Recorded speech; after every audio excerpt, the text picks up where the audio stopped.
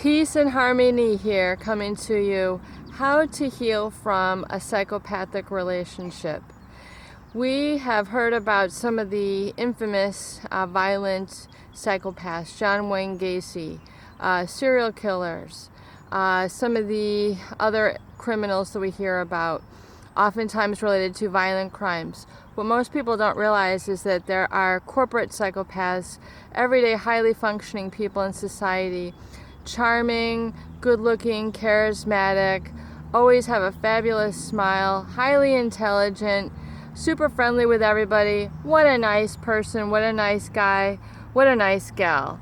They come across extremely smooth, affable, your best friend, and they get to become your best friend right away.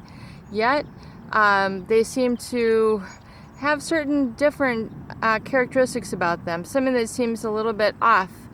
Perhaps comments that they say once you get to know them after a few weeks, a few months, a few years.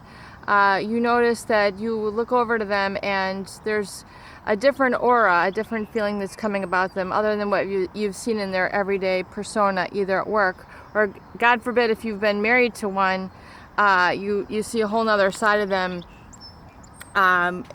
in front of their friends, or you hear about a second life that they have, that they've kept hidden from you for years.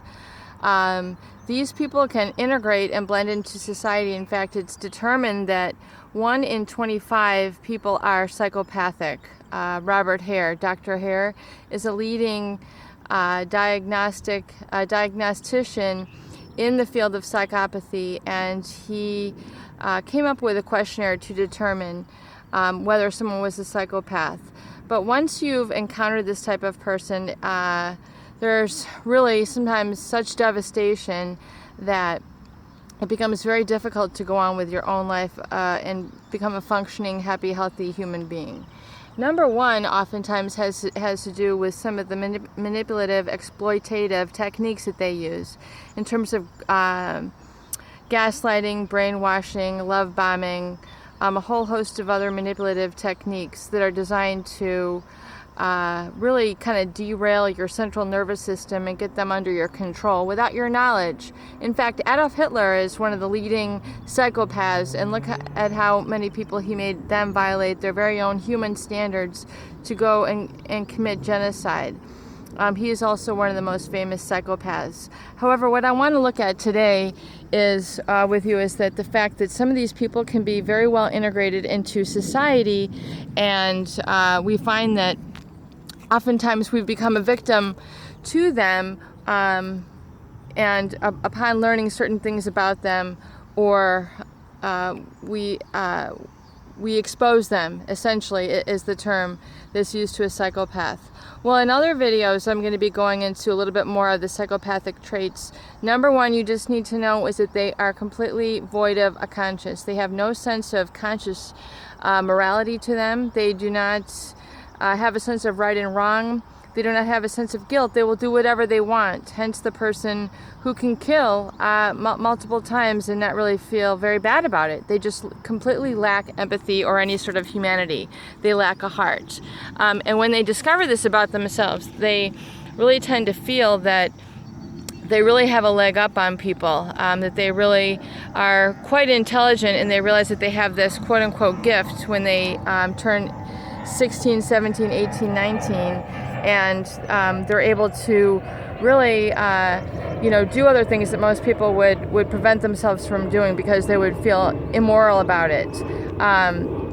Another real key trait before we get into some healing is the fact that they can have multiple relationships, and they move between relationships very, very rapidly, between women, between partners. They have no sense of attachment to their kids. It's absolutely amazing. But anyway, some tips on how to heal from them. Number one is no contact. You absolutely, positively have to go no contact. So that means no eye contact, no verbal contact. It means don't send them any emails, don't send them any sort of Facebook. Definitely block them from those sort of exchanges with you. That's one key component. And if Since if it's in your family, a close family member, this might be a little bit trickier for you, but you still have to learn techniques and ways of getting around it without feeling guilty.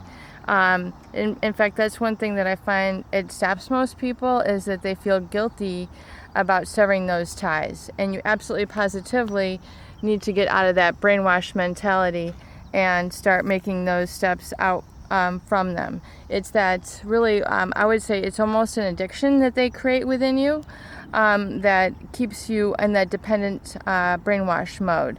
And until you realize that you've been addicted to them and it's not love, it's not commitment, it's not promise, you have to be willing to face that objectively and realistically. And once you can do that, number one is to go no contact. The other thing is I've recommended, and let's just go a little bit more in depth in terms of no contact. Absolutely positively eliminating all photos of them. All emails, all texts, no matter how cutesy, poopsy, whatever, you've got to get rid of those pictures of them, the texts, just completely eliminate them. Although that can be scary because we are so, we've been so exploited by them that perhaps we have a feeling of vengeance, or it's difficult to let them go.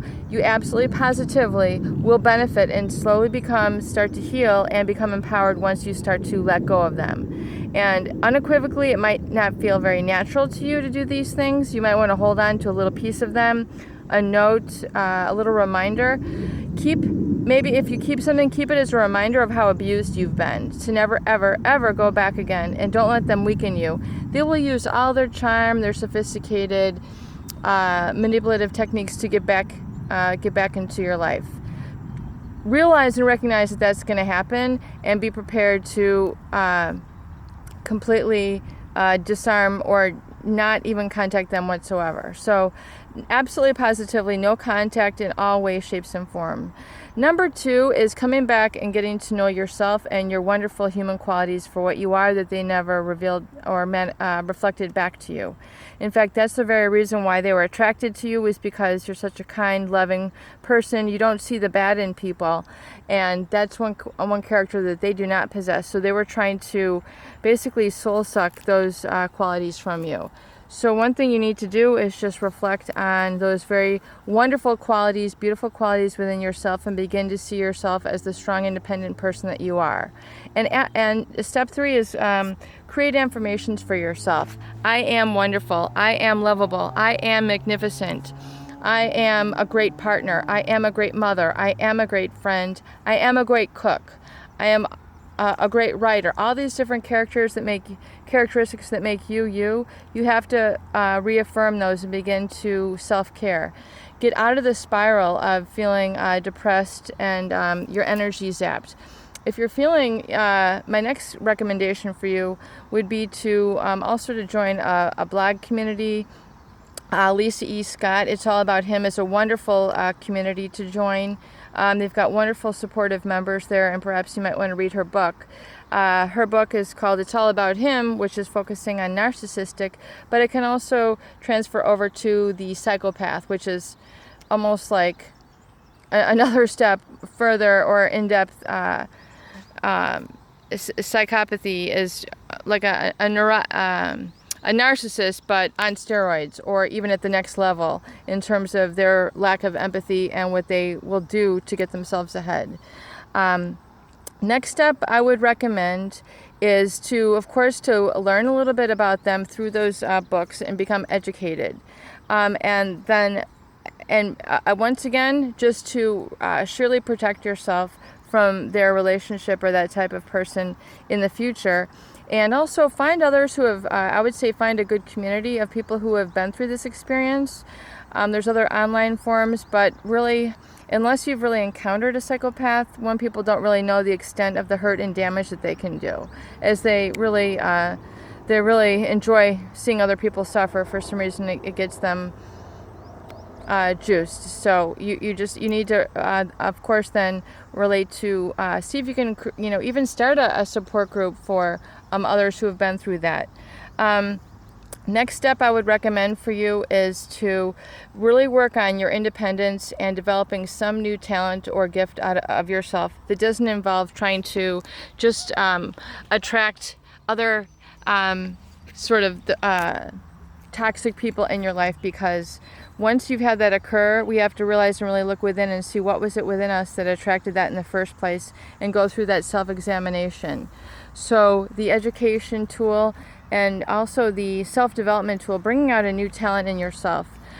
Take a painting class, take a sewing class, take go to an art fair, go to a library, do something and start to look into some other topics. Get yourself involved and immersed in something that can distract yourself from that experience and start to build yourself. And you're going to find that your mind is going to be drawn back to them, but just keep strong and keep your mind off of them. And with, I would say, it's going to take a long time. It's not going to happen in a week. It's not going to happen in 2 weeks. It might take 6 months, 12 months, even 18 months to really be clear of them. But you know what? It's worth it. Love you. Peace and harmony coming to you once again. Please subscribe for more tools. Have a blessed day. Love you.